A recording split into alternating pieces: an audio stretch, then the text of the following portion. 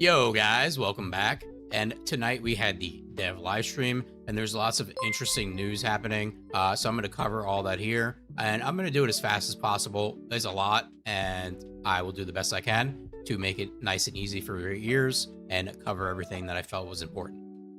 So, starting out with some void erosion changes for patch 1.2.7, they are going to adjust solo difficulty, and this will be on Thursday. They are doing a weapons attack increase, elite HP rebalance, spawn adjustments, and changes for the tracking of beams and projectiles. There will be public matchmaking for levels 25 up, and new system they mentioned a new system that is coming that is going to help with skills and defense growth, and we're going to talk about that later on. So the first thing they went over is changes to how updates are going to work. Season 3 is now actually going to be in the summer. In March, we will get Season 2, Episode 2, which is called Beyond the Void. Basically, they want seasons to be a bigger thing, so they have renamed them to smaller content drops, and the actual seasons now are going to be much larger than the seasons we have been getting, and we will also get a new battle pass for Episode 2, and they will cover more details in the March Dev Live. So the March Season 2, Episode 2 update will be called Beyond the Void. There will be a new area called Sigma Sector. It's going to be a new map, advance in the main story, advance in Glaze story, Serena, the new Descendant. She will be a fire descendant with wings on her back for flying. The March Dev Live, they will show her skills, and we can look at a quick picture of her right now. That's what she looks like. Apparently she's a grandma, but she's pretty hot, so everybody was super excited. And then they have confirmed that the next ultimate will be Ultimate Blair, and he's also looking pretty cool. They definitely did a good job at the art design. Everybody in chat was freaking out how great he looks, so hopefully they do a good job with reworking his skills and making him better. And as for the next fellow, it'll be a Golden Lab. The Golden Lab will not have auto dismantle, but he will collect ammo, and he still will auto pickup. So next up, as they were talking earlier with the nerf to solo void erosion, they will be adding a skill tree system, which is going to help with defenses and health and skill power and just a whole bunch of things. It looks like a Paragon tree mostly. Looks to be pretty good. We definitely need a health buff, especially with content getting harder. And there's really not many more ways to get health besides doing like an overall HP buff to the whole game in general. So this is a good solution in my opinion. Next, they touched on some key quality of life improvements. There will be ultimate transfer items. They will be obtainable via events, so don't expect that all your normal descendants will transfer to your ultimates. You will have to wait for events and earn them. I think that's fine. That works good to me. The first optimization condition integrated into reactors will be changeable. There's going to be a readjustment of reactors, readjustment of external components, which they will touch on later. Early stages of gameplay and guide improvements. As for new features, there will be a Party Finder System Edition, leaderboard applied to content expansion, which I'm assuming will be like Colossus leaderboard. That would be pretty cool. In-game achievement badge system, and the addition of limited weapon trading, Excava. So anybody who missed Excava will now be able to get it with the start of Season 2, Episode 2. And for some more customization, they mentioned that jiggle physics will be coming in the summer. I'm assuming with Season 3, we will be getting photo mode, a customization improvements to the eyebrows and beards that you can dye both, and we will soon get customization presets.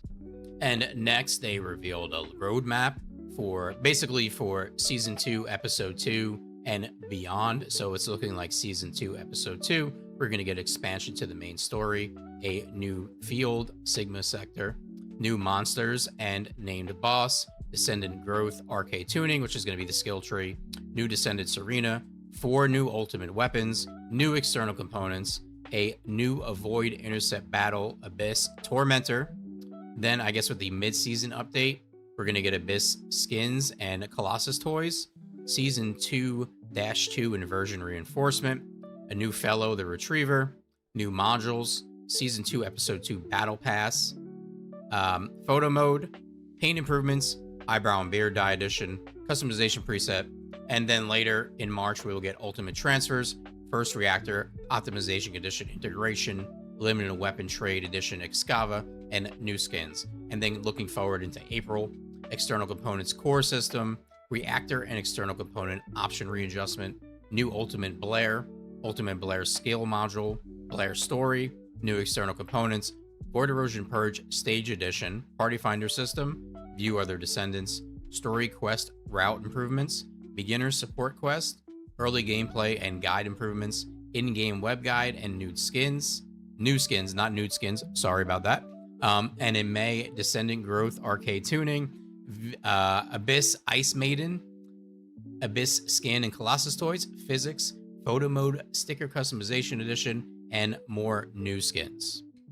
So that surely is a lot of content to look forward to, and not just skins, definitely lots of content in there, lots of improvements to systems. A big one to me is going to be the Party Finder system. The game definitely needs that. I think that's why we've seen a big problem with the new content and it being hard, is they're asking for group synergy, but there is no way for group synergy when you just public queue and you just end up in there with anybody playing anything. So hopefully that helps the game out a lot going forward if they're trying to make harder content. So a big one here for the patch we are getting, along with the Void Erosion improvements, as they say, there's going to be an ultimate weapon rework. The Last Dagger is getting reworked. Restored Relic, which is already probably up there as one of the best weapons in the game, seems to be getting buffed. That's pretty crazy, so start building that now. And Sigvor's Proof is also seeming to get a buff, improved for higher damage output if more planted sticky bombs are present, and a rare weapon balance adjustment. I think this is just for early game players, so the weapons feel a little better for them. And then for the 1.2.8 hotfix, which will be on February 20th, we are going to see some external component set rebalancing with Invader, Bravery, and Volcanic. Some external component set effect improvements for Distorted Resolve, Frozen Heart, and Hungry Sonic, and a module balance adjustments. Change groups of certain ultimate modules to improve combinations with key ultimate modules, adjusted stats for low uses modules, improved short status effect duration of certain ultimate modules. And then as well, we will have new events coming to the game starting February 13th, so Thursday. One's going to be a login event, a daily check-in, and a login and clear daily weekly missions. So for rewards, we're looking at Void Metal Fragments, Core Particle Disruptors, Core Binders, Energy Activators, Emotes, Gold, Dimension Analyzers, Precision Ion Accelerators, Ultimate Weapon Selection Boxes. So some more catch-up events. And then on February 27th, there will also be a new event starting when those end. Then before they previewed the Bikini Skins, which they did spend a lot of time on, they also previewed the Valentines Skins, and they look very nice. Sure, a lot of people are excited to be getting these, so there's just a nice little image for you of that. They also previewed some more skins coming in the future, some like Special Agent. Obviously, this is just a drawing. It's definitely not something coming anytime soon, but they just want to give a nice little preview of that. And up next, they showed a trailer of the upcoming swimsuit skins. I will let that play for you guys real quick. They look really good.